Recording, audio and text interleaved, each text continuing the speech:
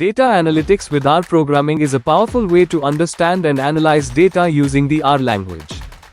It's like using a smart calculator that helps find patterns, make predictions, and take better decisions based on data. You collect raw data, clean and organize it using R, then apply statistical methods and machine learning techniques to find insights. R provides hundreds of built-in packages for creating charts, graphs, and running advanced mathematical models. In India, the demand for data analytics with R is growing rapidly in various industries. Industries like finance, healthcare, e-commerce, marketing, and government are hiring R professionals. For students from statistics and mathematics backgrounds, this field is a perfect match.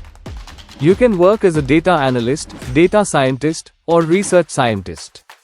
The salary package in India for freshers who know R can start from 4 rupees to 6 rupees LPA. With 3 to 5 years of experience, it can go up to 10 rupees 15 LPA.